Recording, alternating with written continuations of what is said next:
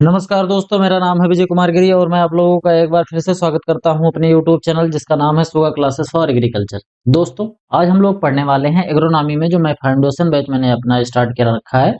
इस foundation batch में आज हम लोग लेक्चर नंबर 41वां पढ़ने वाले हैं और इस 41वें लेक्चर में हम ड्राई लैंड एग्रीकल्चर का दूसरा पार्ट पढ़ेंगे। पहला पार्ट में मैंने कुछ चीजें आप लोगों को पढ़ाई थी, आज हम उसका दूसरा पार्ट पढ़ने वाले हैं। तो लेक्चर काफी ज्यादा लंबा नहीं होने वाला है, छोटा सा लेक्चर होगा क्योंकि कुछ ही कॉन्सेप्ट जो थे वो बचे थे, उसको मैं यहाँ पर डिटेल में आप लोगों को समझा दूँगा। लेकिन मैं पढ़ाना शुरू करूँ उससे पहले मैं आप लोगों को बता दूँ कि अगर आप लोग मेरा अल्टीमेट एग्रीकल्चर का कोर्स खरीदना चाहते हैं, तो यहाँ पर दिया गया क्यूआर कोड जो है इसको स्कैन करके मात्र ₹1000 का पेमेंट करके आप इस कोर्स को खरीद सकते हैं। और इसके अलावा कोर्स से रिलेटेड अगर आपको अधिक जानकारी चाहिए तो मेरा व्हाट्सएप नंबर है 9792771793। मेरे इस व्हाट्सएप नंबर से आप संपर्क करके कोर्स से रिलेटेड जो भी आपको जानकारी प्राप्त करनी है वो प्राप्त कर सकते हो। चलिए अपने टॉपिक पर वापस आते हैं। टॉपिक हमारा क्या है? टॉपिक है ड्राई लैंड एग्रीकल्चर, यानी कि ऐसे एरिया में खेती करना जहां पर पानी की व्यवस्था नहीं है या जहां पर बरसात कम होती है या यहाँ पर जहां पर हमारे पास सिंचाई की व्यवस्था नहीं है, वहां पर हम जो खेती करते हैं उस खेती को हम कहते हैं ड्राई लैंड एग्रीकल्चर। तो जब हम ड्राई लैंड एग्रीकल्चर की बात कर रहे होते हैं तो उसमें एक बहुत ही इंपॉर्टेंट टर्म आता है जिसको हम कहते हैं लेंथ ऑफ ग्रोइंग पीरियड। जैसे मैं आप लोगों को कल पढ़ा रहा था ना कि इसका ग्रोइंग पीरियड 90 दिन का होता है, इसका ग्रोइंग पीरियड 270 दिन का होता है, इसका ग्रोइंग पीरियड 45 दिन से कम का होता है। इस तरीके से मैं पिछले वाले लेक्चर में जो मैं पढ़ा रहा था, यहाँ पर हम उसी की बात करेंगे कि ग्रोइंग पीरियड का मतलब क्या है, लेंथ ऑफ जो ग्रोइंग पीरियड है इसका क्या मतलब होता है, और इसको हम मेट्रोलॉजिकल भाषा में जी से लिखते हैं। यहाँ पर हम देखेंगे कि जो लेंथ ऑफ ग्रोइंग पीरियड होता है इसका मतलब क्या होता है। ध्यान से समझना, जो हमारा पौधा है, जैसे मान लेते हैं कि हमारा ये इतना बड़ा सा एक खेत है। अब इतना बड़ा सा खेत है तो इस खेत में यहाँ पर ढेर सारे ऐसे पौधे भी लगे होंगे। ठीक है, पौधे को लगा देते हैं। अब ये हमारा तो पौधा लग गया। अब क्या होगा कि पौधा पानी एब्जॉर्ब करेगा, और पौधा जब पानी एब्जॉर्ब करेगा तो पौधे के ऊपर जो पौधा जो है इसमें जो पत्तियां लगी हैं ये क्या करेंगी, ये करेंगी ट्रांसपिरेशन, जिसको हम क्या कहते हैं, वाष्पोत्सर्जन। वाष्पोत वाष्पोत्सर्जन करेंगे। अब ध्यान से समझना, पौधा जो है ये तो वाष्पोत्सर्जन करके पानी को उड़ा रहा है, इसके अलावा वाष्पीकरण भी हो रहा है। क्या हो रहा है? वाष्पीकरण भी हो रहा है। अब ये जो वाष्पीकरण हो रहा है ये कहाँ से हो रहा है? ये जो खेत है, खेत के बीच में ये जो थोड़ी सी जगह रहती है जहाँ पौधे नहीं रहते हैं, वहां की जो मिट्टी होती है उसके अंदर का पानी भी तो भाप बन के उड़ता है। तो कुल मिला के हमारा ये जो खेत है इसमें दो तरीके से पानी जाता है, एक तो इवापोरेशन और दूसरा ट्रांसपिरेशन। इन दोनों तरीके से पौधे से पानी, खेत से हमारे जो पानी होता है ये लॉस होता है। अगर हम परकुलेशन, लीचिंग और इनफिल्ट्रेशन, रन ऑफ और सीपेज इन सबको छोड़ दें तो हमारा जो पानी का लॉस होता है, यानी भाप बन के जो पानी ऊपर को उड़ के चला जाता है बादल में, वो हमारा केवल दो तरीके से होता है, एक तो इवापोरेशन और एक होता है ट्रांसपिरेशन। तो ट्रांसपिरेशन पौधे से होता है और इवापोरेशन मिट्टी की ऊपरी सतह से होता है। ग्रोइंग पीरियड का सीधा सीधा मतलब ये होता है कि अगर हमारे खेत में जो पौधे उगे हुए, उन पौधों को और उस खेत को जितना इवापोट्रांसपिरेशन के द्वारा पानी का लॉस हो रहा है, अगर उतना पानी हमारे खेत में उपलब्ध है, यानी कि उतने पानी की हम व्यवस्था कर पा रहे हैं कि जिससे पौधा जितना ट्रांसपिरेशन करना चाह रहा है उतना ट्रांसपिरेशन भी कर ले जाए, और मिट्टी से जो भी मॉइस्चर उड़ रहा है, भाप बनकर वाष्पीकरण जो हो रहा है वो भी आराम से होता रहे। तो उस टाइम ऑफ पीरियड को हम क्या बोलते हैं? उसको हम बोलते हैं ग्रोइंग पीरियड। दूसरी भाषा में अगर हम समझें, जब तक हमारे खेत में नमी बनी रहती है, यानी कि वह ड्यूरेशन जब कंटिन्यू हमारे खेत में नमी बनी रहती है। जैसे मान लेते हैं कि 1 जुलाई से लेके और हमारे खेत में कितने दिन तक, 1 जुलाई से लेके मान लेते हैं कि 30 सितंबर तक हमारे खेत में मॉइस्चर हमेशा बना हुआ है। क्यों बना हुआ है? क्योंकि बार-बार बरसात हो रही है या हम थोड़ी-मोड़ी इरिगेशन कर दे रहे हैं, तो खेत में प्रॉपर तरीके से मॉइस्चर बना हुआ है। तो इतना जो ये टाइम होगा इसी को हम ग्रोइंग पीरियड बोलते हैं। इसमें प्रॉपर तरीके से हमारे खेत में मॉइस्चर मिल जाएगा और पौधा जो ग्रो होना चाह रहा है उसको ग्रो होने के लिए कभी पानी की कमी महसूस नहीं होगी, पौधे को पानी की कमी नहीं महसूस होगी। तो इसी को हम ग्रोइंग पीरियड बोलते हैं। अब ये ग्रोइंग पीरियड अलग-अलग जगह पर अलग-अलग होता है। जैसे मैंने आप लोगों को बताया था ना कि dry farming, dry land farming और रेनफेड फार्मिंग होता है। तो हर जगह पर क्योंकि बरसात अलग-अलग हो रही है, कहीं पर बरसात 2 महीने की होती है, कहीं बरसात 3 महीने की होती है, कहीं 4 महीने तक बरसात होती रहती है, कहीं साल भर में 2 बार बरसात का सीज़न आता है। तो इसी वजह से हर जगह ग्रोइंग पीरियड अधिक-अधिक होता है, कहीं कम, कहीं ज़्यादा, कहीं कम, कहीं ज़्यादा इस तरीके से पाया जाता है। तो यहाँ पर हम देखेंगे लेंथ ऑफ ग्रोइंग पीरियड की जब बात करेंगे, तो इसमें अगर 5 सप्ताह से कम अगर हमारे पास ग्रोइंग पीरियड है, ग्रोइंग पीरियड आपको अच्छे से समझ में आया होगा कि क्या हो रहा है। यानी कि ऐसा पीरियड मोटा-मोटा अगर हम समझें, तो साल भर में ऐसे पीरियड्स यानी कि ऐसा टाइम जब खेत के अंदर मॉइस्चर प्रॉपर तरीके से होता है, जिसमें पौधे आराम से ग्रो हो सकते हैं, उसी को हम लेंथ ऑफ ग्रोइंग पीरियड कहते हैं। प्रॉपर मॉइस्चर खेत में होना चाहिए। तो अगर मान लेते हैं कि कोई हमारी ऐसी जगह है, जहाँ साल भर में केवल-केवल कितने दिन, केवल-केवल 35 दिन के आसपास या फिर उससे ज़्यादा कम दिन के आसपास ही खेत के अंदर मॉइस्चर रहता है, तो उसको हम क्या कहते हैं? उसको हम बोलते हैं अ, 5 दिन का ग्रोइंग पीरियड बोले तो सॉरी उसको हम कहते हैं 5 वीक का ग्रोइंग पीरियड क्यों? क्योंकि वहाँ पर केवल 35 दिन खेत के अंदर मॉइस्चर है, तो जो भी हम क्रॉप ग्रो करेंगे वो केवल 35 दिन तक ही ग्रो होगी। क्योंकि हम जैसे ही सोइंग करते हैं, तो सोइंग करने से हार्वेस्टिंग करने के बीच में अगर मॉइस्चर की कमी हुई तो हमारी फसल ग्रो नहीं हो पाएगी। समझ गए? तो यहाँ पर बात हो रही है कि अगर 5 सप्ताह से कम अगर हमारे पास ग्रोइंग पीरियड है, तो हम कोई भी क्रॉप ग्रो नहीं कर सकते। हम जो क्रॉप ग्रो करेंगे तो आप बताओ 35 दिन में कौन सी क्रॉप ग्रो हो जाती है? 35 दिन में कोई क्रॉप नहीं ग्रो होगी तो हमारा क्रॉप जो फेल है, वो अकर हो जाएगा। बोले तो हमारी हमारी जो क्रॉप है वो फेल हो जाएगी। जैसे एग्जांपल लेते हैं कि हमने बाजरा की खेती करी। बाजरा की खेती करी और केवल 35 दिन तक तो खेत के अंदर मॉइस्चर रहा। 1-2 बार बरसात हो गई तो 35 दिन तक तो हमारी फसल चलती रही। 35 दिन के बाद निछान सूखा पड़ गया बोले तो बरसात ही नहीं हो रही है, हमारे पास सिंचाई की व्यवस्था भी नहीं है। तो उस कंडीशन में क्या होगा? 35 दिन बाद हमारी बाजरे की फसल सूख जाएगी, नष्ट हो जाएगी और हम क्रॉप फेलियर का सामना करना पड़ेगा। इसके अलावा 14 वीक का होता है यानी कि 14 गुणे 7 कर दो तो दिन निकल आएगा। कि 4 महीने अगर हमारे खेत में फसल होगी मतलब 4 महीने अगर ग्रोइंग पीरियड होगा, तो आप बताओ कि 4 महीने में कौन-सी फसल ग्रो कर लोगे? 4 महीने हम एक ज़्यादा से ज़्यादा 1 फसल हम ग्रो कर सकते हैं, ठीक? यानी कि खरीफ सीज़न वाली फसल हम केवल ग्रो कर ले जाएँगे। क्योंकि हमारी जो फसलें होती हैं वो 90 दिन से लेके 125 दिन के आसपास की एक फसल तो होती ही है अमूमन धान, गेहूँ, ज्वार, बाजरा, मक्का इस तरीके की जो फसलें होती हैं, ये 90 से 125 दिन के आसपास की होती हैं, तो हम एक फसल तो इसमें ग्रो कर ले जाएँगे। अगर हमारा ग्रोइंग पीरियड जो है, वो 14 से लेके 20 सप्ताह के आसपास का है, तो हम क्या करेंगे, इसमें हम इंटरक्रॉपिंग सिस्टम भी हम कल्टीवेट कर सकते हैं, यानी कि एक साथ 2 फसलें हम लगा सकते हैं। एक साथ 2 फसलें लगाने से क्या होता है, जब हम 2 फसल लगाते हैं, तो पौधों की संख्या बढ़ती है और अगर पौधों की संख्या बढ़ेगी, तो पानी की रिक्वायरमेंट भी बढ़ेगी। तो हमारे पास कहने का मतलब है कि इतना पानी होता है कि हम कम से कम एक जो फसल है, उसको इंटरक्रॉप के तरीके से हम उगा लें। जैसे हमने क्या कर दिया, हमने किया 2 फसल लगा दी। खरीफ सीज़न में हमने 2 फसल खेत में एक साथ ही लगा दिया। जैसे हमने उड़द लगा दिया और उड़द के साथ-साथ हमने कोई एक फसल खरीफ वाली और लगा दिया। तो दोनों फसल एक ही साथ में इंटरक्रॉपिंग में हमने ग्रो कर ली। इसके बाद रबी और खरीफ वाले सीज़न में फिर हम कुछ ग्रो उसमें नहीं कर पाएँगे। और वहीं अगर 20 सप्ताह से ज़्यादा का अगर ग्रोइंग पीरियड है, तो उसमें हम लॉन्ग ड्यूरेशन वाली क्रॉप भी ग्रो कर सकते हैं। यानी कि जो लंबे समय तक में तैयार होती है, जैसे हमारा अरहर है, अरहर भी कई बार 5-6 महीने में तैयार होने वाली फसल होती है। इसके अलावा हमारा गन्ना है, तो जो फसलें लंबे ड्यूरेशन की होती हैं, उसकी हम खेती यहाँ पर कर सकते हैं। इसके अलावा हम डबल क्रॉप भी कर सकते हैं, यानी कि रबी सीज़न में भी ग्रोइंग कर लेंगे और खरीफ सीज़न में भी ग्रोइंग कर लेंगे। मतलब दोनों सीज़न में हम खेती कर ले जाते हैं। तो ये हमारा होता है कि हमारे पास ग्रोइंग पीरियड का लेंथ कितना है, यानी कि हमारे खेत में मॉइस्चर कितने दिन तक बरकरार रह पाता है। तो इसके आधार पर हम खेती करते हैं। आगे हम बात करेंगे इसमें कुछ ज़ोन्स हैं और वहाँ पर किस तरीके के रेनफॉल होता है।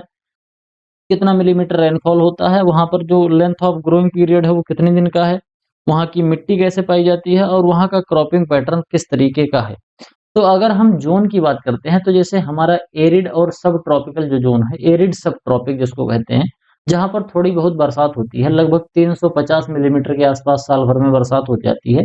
यहाँ पर जो लेंथ ऑफ ग्रोइंग पीरियड है वो 90 दिन का है, यानी कि 90 दिन की कोई भी फसल हम इसमें ग्रो कर सकते हैं।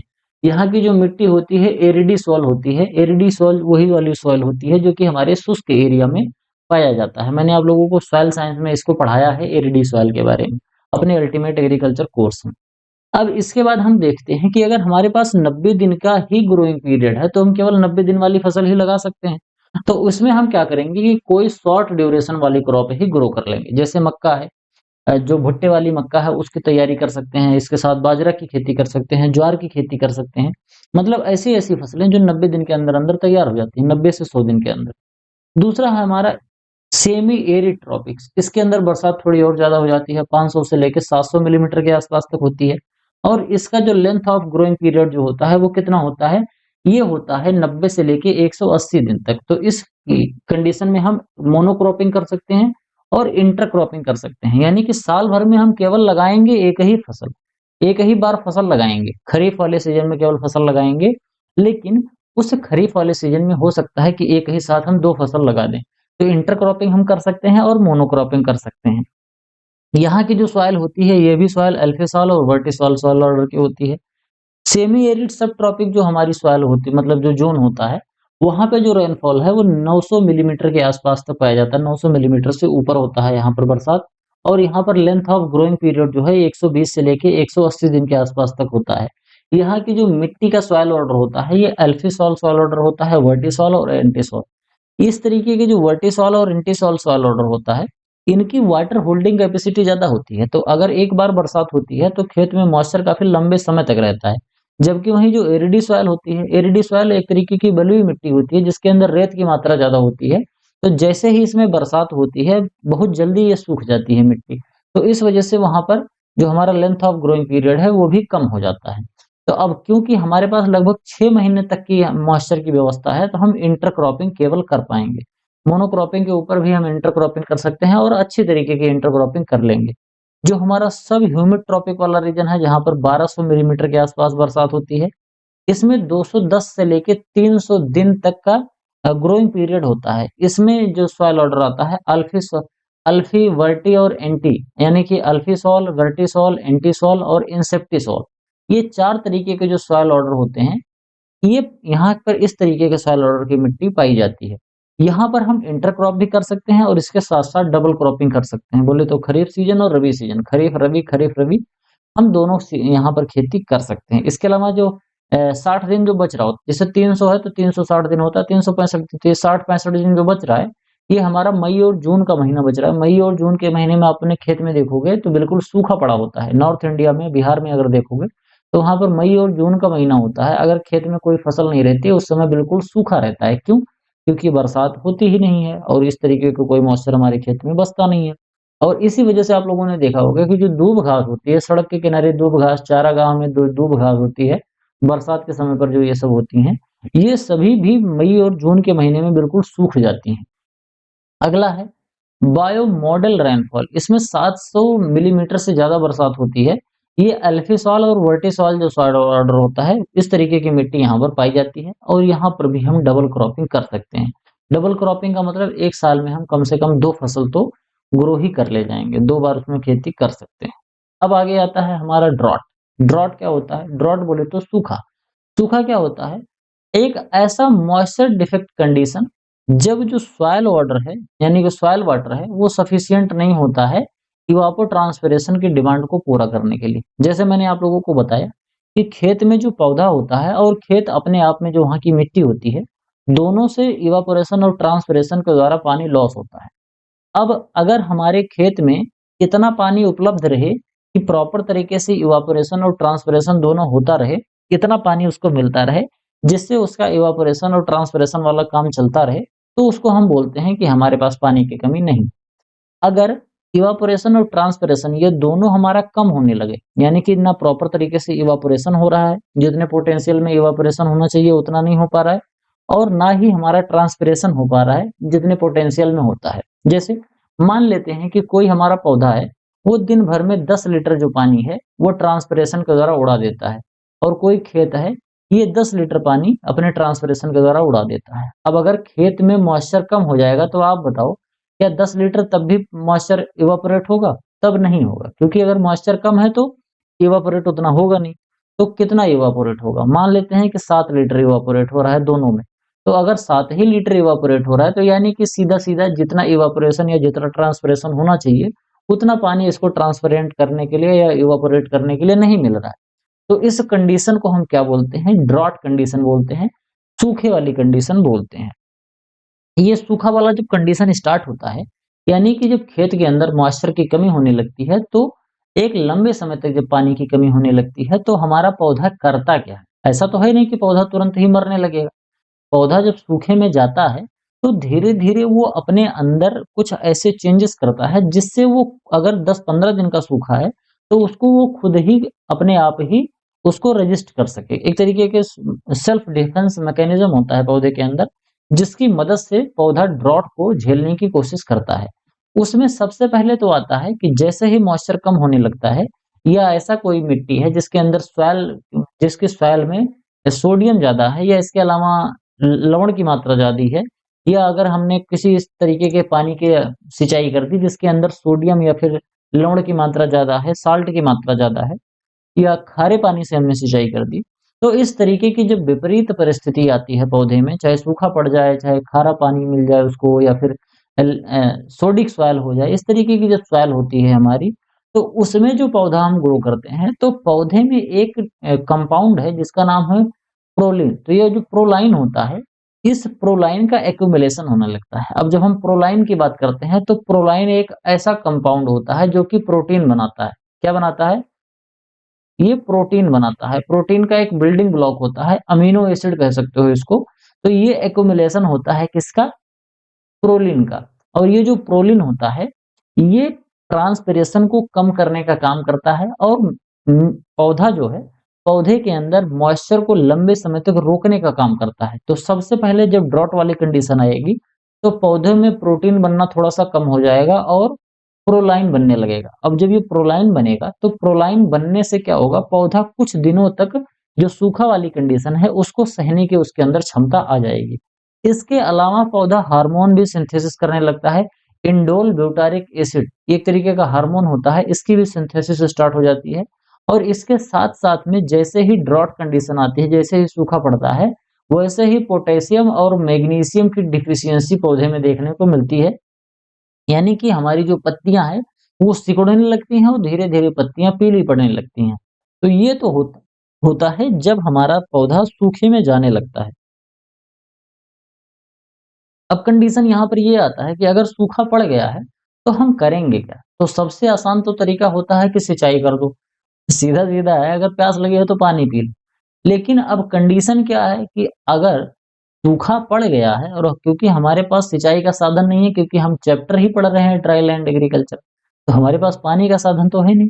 तो अब पानी का साधन नहीं है, और अगर हमको ये महसूस हो रहा है कि 10-12 दिन, 15 दिन, 20 दिन में बरसात हो जाएगी, हमारा पौधा फिर से सही हो जाएगा, तो वो 15-20 दिन का जो टाइम है, उस टाइम में हमको पौधे को जीवित रखना है। एन-केन प्रकारेण हमको पौधे को जीवित रखना ही होगा। तो उसको जीवित रखने के लिए हम क्या कर सकते हैं? डीएपी, डाई अमोनियम फॉस्फेट जो होता है, इसका 2% का घोल बनाकर पौधे पर छिड़काव कर देंगे, तो इससे जो ट्रांसपिरेशन और इवापोरेशन है, थोड़ा-सा घट जाता है। इसके अलावा पोटेशियम क्लोराइड जो होता है, पोटेशियम क्लोराइड का भी छिड़काव हम पत्तियों पर कर सकते हैं। 0.5 से 1% के आसपास का घोल बनाकर अगर इसका छिड़काव कर देंगे, तो इससे भी पत्तियों के अंदर से जो पानी का लॉस होता है, इवापोरेशन और ट्रांसपिरेशन के द्वारा, ये बंद हो जाता है। तो पौधे के अंदर जो मॉइस्चर है, वो लंबे समय तक रुका रहता है। अब ऐसा नहीं है कि हमने इसका छिड़काव कर दिया तो फिर वो रुका रह जाएगा 25 दिन और 50 दिन तक, ऐसा नहीं है, लेकिन कुछ कम हो जाता है। इसके अलावा हम तमाम तरीके के एंटी ट्रांसपेरेंट्स आते हैं, जिनसे छिड़काव करके जिनका हम जब छिड़काव कर देते हैं, तो पत्तियों से ट्रांसपिरेशन नहीं होता है, उसका हम कर सकते हैं। इसके अलावा एक केमिकल आता है जिसको हम कहते हैं साइकोसेल, इस सीसीसी करके आता है, तो साइकोसेल का अगर हम 500 पीपीएम का घोल बनाकर अपने पत्तियों पर छिड़काव कर देंगे, पौधे की पत्तियों पर, तो इससे भी क्या होता है कि ट्रांसपिरेशन घट जाता है। और अगर ट्रांसपिरेशन घट जाएगा, तो पौधे के अंदर मॉइस्चर लंबे टाइम तक बना रहेगा, तो ड्रॉट वाली कंडीशन पौधा झेल जाएगा। अब आगे हम बात करेंगे एंटी ट्रांसपेरेंट्स की, यानी कि ऐसी-ऐसी चीजें जिनसे वाष्पोत्सर्जन जो है वो कम होता है या रुक जाता है। अब हम ध्यान से पहले समझ लेते हैं थोड़ा सा वाष्पोत्सर्जन होता क्या है। जो ये पत्तियों के अंदर बहुत ढेर सारे छोटे-छोटे रंध्र पाए जाते हैं। क्या पाए जाते हैं? पत्तियों के अंदर ढेर सारे छोटे-छोटे रंध्र होते हैं, जिसको हम क्या कहते हैं? जिसको हम कहते हैं स्टोमेटा। स्टोमेटा के बगल में ये सेम के फल जैसा, जो सेम की फली होती है, मतलब सेम जो आपने देखा ना, बीन्स जो होती है, बीन्स के शेप का या किडनी के शेप का यहाँ पर आपको 2 ठो गार्ड सेल मिलती है। एक गार्ड सेल यहाँ पर है और एक गार्ड सेल ये वाली। ये दोनों गार्ड सेल होती हैं। जब गार्ड सेल फूली रहती हैं, तो ये स्टोमेटा बंद रहता है। यहाँ पर एक सुराख जो है ये बंद रहता है। और जब ये गार्ड सेल पिचक जाती हैं, तो क्या होता है? ये खुल जाता है। इस तरीके से आपको देखने को मिलता है। ये इसके शिथिलन पे और इसके मतलब फूलने और पिचकने पे क्या होता है कि हमारा स्टोमेटा खुलता और बंद होता है। अब इसको ध्यान से समझते हैं कि कैसे काम करेगा ये। अब ये काम ऐसे करता है कि अगर ये वाला जो है जिसको हम रंध्र बोलते हैं, ये स्टोमेटा जो होता है, अगर ये खुला हुआ है, तो ये खुला हुआ है तो यहाँ से पानी बाहर निकलेगा। जैसे हम अपना मुँह अगर खोलेंगे, तो अगर मुँह खोलेंगे तो कुछ बोलेंगे। इस तरीके से जब पत्तियाँ हैं, पत्तियों में यहाँ पर जो स्टोमेटा है, जब यहाँ ये खुला रहता है, तो ये जब खुला रहेगा तो क्या करेगा? यहाँ से कुछ ना कुछ पानी भाप बनकर बाहर उड़ेगा। तो हम क्या कर सकते हैं? इसको हम बंद कर सकते हैं। तो बंद करने का क्या तरीका है कि इसके बगल की जो 2 गार्ड सेल, या तो इसके अंदर हम कुछ चेंजेस कर दें कि जिससे ये शिथिल हो जाएँ और यहाँ पर आके चिपक जाएँ और बंद हो जाए हमारा स्टोमेटा। और या तो फिर हम कुछ ऐसा कर दें कि इसके ऊपर जो ये छेद है, इसके ऊपर हम कुछ ऐसे परत सी चढ़ा दें, कुछ पन्नी सी चढ़ा दें या कुछ ऐसे कर दें जिससे वो ढक जाए। तो इस तरीके से इसका छिद्र बंद हो जाएगा। और अगर ये छिद्र बंद हो जाता है, तो इस कंडीशन में क्या होगा कि हमारी जो पत्तियाँ हैं, वो पानी का लॉस कम करेंगी और जब पानी का लॉस कम करेंगी, तो इनके अंदर मॉइस्चर लंबे समय तक बना रहेगा और ये ड्रॉट वाली कंडीशन को झेल जाएँगी। तो इसी को हम कहते हैं एंटी ट्रांसपेरेंट। ऐसे-ऐसे केमिकल्स या ऐसी चीज़ें, ऐसे पदार्थ जिनका इस्तेमाल कर हम पौधे के अंदर होने वाले ट्रांसपिरेशन को कम कर सकते हैं या रोक सकते हैं। वैसे 100% तो कभी नहीं रुकेगा, लेकिन उसको कम कर सकते हैं या थोड़े टाइम के लिए रोक सकते हैं। तो उसको हम क्या बोलते हैं? एंटी ट्रांसपेरेंट्स। तो एंटी ट्रांसपेरेंट्स जो होते हैं वो कई तरीके के होते हैं। एक तो होता है स्टोमेटा क्लोजिंग टाइप का। स्टोमेटा जो क्लोज़र टाइप का होता है, ये क्या करता है कि ये बगल वाले जो दोनों गार्ड सेल हैं, इनकी मदद से ये जो छेद है, यहाँ पर आपको दिख रहा होगा ये वाला छेद, इसको यहाँ पर बंद कर देते हैं। तो स्टोमेटा क्लोजिंग टाइप के कौन-कौन से एंटी ट्रांसपेरेंट्स आते हैं? इस इसमें हमारा आता है 2,4-डी, एट्राजीन, फिनाइल मर्क्यूरिक एसीटेट, इसके अलावा फॉस्फोन डी आता है और पोटेशियम मेटाबाइसल्फेट आता है। तो यहाँ पर ये जितने केमिकल लिखे हैं, ये सभी केमिकल याद कर लेना। ये एग्जाम में बहुत पूछा जाता है कि इनमें से कौन-सा है जो स्टोमेटा क्लोजिंग के लिए यूज़ किया जाता है। आप लोगों को शायद पता हो कि अभी एजीटीए का जो एग्जाम हुआ था जल्दी में, उस एजीटीए के एग्जाम में ये एंटी ट्रांसपेरेंट वाला एक क्वेश्चन आया था। तो स्टोमेटा जो क्लोजिंग टाइप का होता है, वो कौन-कौन सा होता है? 2,4-डी होता है, एट्राजीन होता है, फिनाइल मर्क्यूरिक एसीटेट होता है, फॉस्फोन डी होता है और पोटेशियम मेटाबाइसल्फेट होता है। अब इसके अलावा क्या आता है? Film forming type. ये क्या करते हैं? पत्तियों के ऊपर एक बहुत पतली सी परत बन जाती है। पत्तियों के ऊपर जब एक बहुत पतली सी परत बन जाएगी, तो क्या होगा कि ये जो छेद है ये बंद हो जाता है।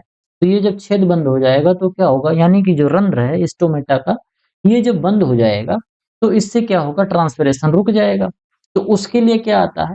उसके लिए आता है हेक्साडेकेनॉल आता है। इसके अलावा आता है अ इसके अलावा आता है सेटिल अल्कोहल और इसके अलावा आता है पेक्लोब्यूटाजोल। तो ये पेक्लोब्यूटाजोल है, सेटिल अल्कोहल है और हेक्साडेकेनॉल है। ये जितने भी आपको दिख रहे हैं, ये थिन होते हैं। बोले तो बहुत पतली सी परत चढ़ा देते हैं पत्ती के ऊपर, एक पतली सी परत के रूप में चिपक जाते हैं ऊपर और पत्तियों के दोनों तरफ, जिससे ट्रांसपिरेशन रुक जाता है। कुछ ऐसे होते हैं जो मोटी परत होता है, जैसे मोबिल लीफ होता है। इसके अलावा वैक्सॉल होता है, ये वैक्स जैसी एक चीज होती है। फिर S-800 होता है, S-400 वो चाइना ओ रसिया वाला नहीं है, मिसाइल डिफेंस सिस्टम, ये S-800 है।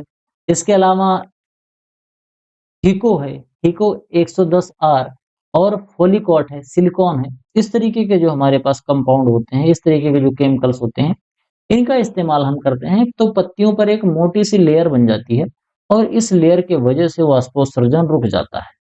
इसके अलावा कुछ रिफ्लेक्टिंग टाइप का होता है। अब ध्यान से समझना, जो पत्तियों से वाष्पोत्सर्जन हो रहा है वो कैसे हो रहा है। सनलाइट आती है, जैसे मान लेते हैं ये पत्ती है, यहाँ सन है, तो यहाँ से सनलाइट इस पे आएगी तो यहाँ का पानी गर्म होगा और फिर ये भाप बनकर उड़ जाएगा। तो जब भाप बनकर ये उड़ रहा है तो क्यों उड़ रहा है, क्योंकि यहाँ के अंदर की पत्तियां गर्म हो रही हैं, पत्तियों के अंदर का पानी गर्म हो रहा है। और गर्म क्यों हो रहा है, क्योंकि यहाँ से जो प्रकाश आ रहा है वो एब्जॉर्ब हो रहा है। तो आप लोगों ने देखा होगा कि हमारे जो छत पे टंकी लगी होती है, कई बार जब बहुत गर्मी होता है तो बहुत गर्मी के टाइम पर एक रिफ्लेक्टर आता है, उस तरीके का रिफ्लेक्टर टाइप का एक बैग होता है। वो रिफ्लेक्टर बैग जो होता है बिल्कुल चांदी कलर का होता है, बिल्कुल सफेद सफेद सा चमकीला सा होता है। क्या करते हैं, उस रिफ्लेक्टर को ले जाके टंकी के ऊपर ढक देते हैं, टंकी को उससे। तो क्या होता है, जो सनलाइट आती है वो सनलाइट उस रिफ्लेक्टर पे पड़ती है और सनलाइट ज्यादातर रिफ्लेक्ट हो जाती है, एब्जॉर्ब नहीं होगी। तो अगर सनलाइट एब्जॉर्ब नहीं होगी तो टंकी का पानी ठंडा बना रहता है। तो वही चीजें इस पे होती हैं, तो हम इस पे रिफ्लेक्टेंट डाल देते हैं। तो ये रिफ्लेक्टेंट डाल देते हैं यानी कि ये परावर्तक का काम करते हैं। तो पत्तियों के ऊपर जब सनलाइट पड़ेगा तो सनलाइट इसके ऊपर एब्जॉर्ब नहीं होगा, और जब सनलाइट एब्जॉर्ब नहीं होगा तो पानी गर्म नहीं होगा, इसके अंदर का जो पानी है, और गर्म नहीं होगा तो भाप बन के उड़ेगा नहीं। तो इसमें क्या किया जाता है, एक केमिकल आता है जिसका नाम है क्योलिन। तो ये जो क्योलिन होता है इसके 5% का सोल्यूशन बनाकर अगर हम पत्तियों पर छिड़काव कर देते हैं तो पत्तियां हमारी बहुत चमकदार हो जाती हैं। तो इस पे सनलाइट जब पड़ता है तो ये सनलाइट क्या करती हैं, एब्जॉर्ब नहीं करती हैं। ज्यादातर जो सनलाइट का पार्ट होता है उसको रिफ्लेक्ट करके बाहर भेज देती हैं। तो पत्तियों के अंदर का जो टेम्परेचर है वो मेंटेन रहता है, टेम्परेचर थोड़ा सा कम रहता है। और अगर टेम्परेचर कम रहेगा तो ट्रांसपिरेशन कम होगा। समझ गए।